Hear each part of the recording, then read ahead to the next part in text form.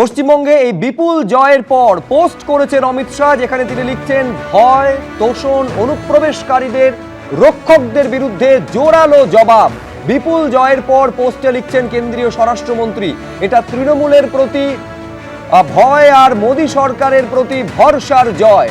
অসংখ্য কর্মীর ত্যাগের ফলে শূন্য থেকে সংখ্যাগরিষ্ঠতায় বিজেপি। অনুপ্রবেশকারীদের রক্ষাকারীদের উচিত শিক্ষা দিয়েছেন বাংলার মানুষ। যে আশা আকাঙ্ক্ষা নিয়ে মানুষের ভরসা, অবশ্যই তা পূরণ করবে বিজেপি। বাংলার হারানো গৌরবকে ফিরিয়ে সোনার বাংলা স্বপ্ন পূরণ করবে বিজেপি। পশ্চিমবঙ্গে গেরুয়া ঝড়ের পর বঙ্গবাসীর উদ্দেশ্যে পোস্টে লিখছেন অমিত শাহ।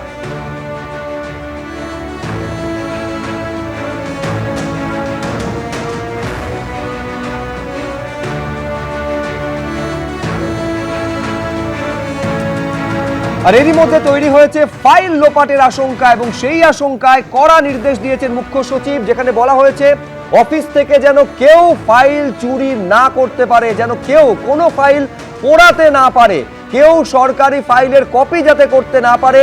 কড়া নির্দেশ দিয়েছেন সমস্ত সরকারি অফিস নিয়ে মুখ্য সচিব। এই হচ্ছে সেই নির্দেশিকা আপনারা দেখতে পাচ্ছেন। আমি আরো বিস্তারিত এই নিয়ে জানবো, সরাসরি অনির্বাণ বিশ্বাস আমাদের প্রতিনিধি রয়েছেন। ঠিক কোন আশঙ্কার জায়গা থেকে এই নির্দেশ, এটাও দর্শকদের জানাও অনির্বাণ, কি রয়েছে এই নির্দেশিকায়?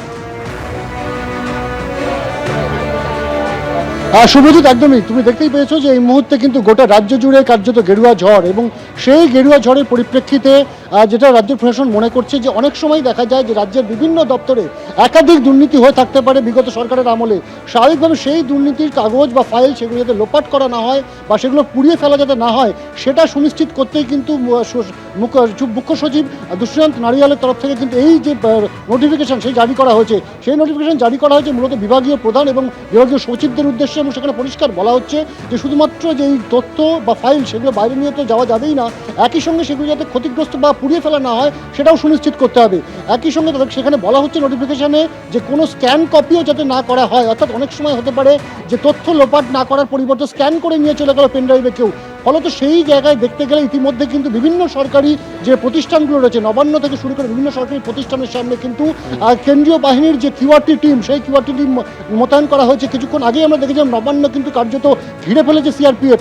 সেখানে যেমন নিরাপত্তার বিষয় রয়েছে, তার পাশাপাশি কেউ কোনো কর্মী বা কোনো আধিকারিক যাতে ফাইল লোপাট না করতে পারে সেইটা কিন্তু সুনিশ্চিত করতে চাইছে রাজ্য প্রশাসন, এবং সে কারণেই কিন্তু এই জরুরি নির্দেশিকা জারি করা হয়েছে।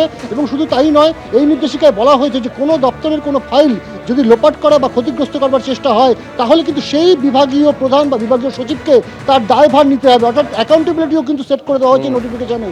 স্বাভাবিকভাবে তুমি বুঝতেই পারছো যে বিগত সরকার, যে সরকার চলে যাচ্ছে তৃণমূল সরকারের, সেই সরকারের সমস্ত কিছুর উপরে কিন্তু নজরদারি আজ থেকেই কার্যত শুরু হয়ে গেল, এবং সেই নজরদারির আওতায় থাকবে সমস্ত ফাইল, খুঁটিনাটি কোথায় কি ধরনের দুর্নীতি হচ্ছে সেইগুলো কিন্তু মনিটরিং করবার জন্য কিন্তু এই নির্দেশিকা জারি করা হয়েছে বলে একেবারে মানে সমস্ত সরকারি অফিস, নবান্ন থেকে শুরু করে সমস্ত সরকারি অফিস কড়া নজরদারিতে রয়েছে। একটা ফাইল যেন লোপাট না হয়, কোনো ফটোকপি যেন না হয়, কোনো ফাইল যেন পোড়ানো না হয়, কড়া নির্দেশিকা মুখ্য সচিবের তরফে জারি করা হয়েছে। এবিপি আনন্দ, এগিয়ে থাকে, এগিয়ে রাখে।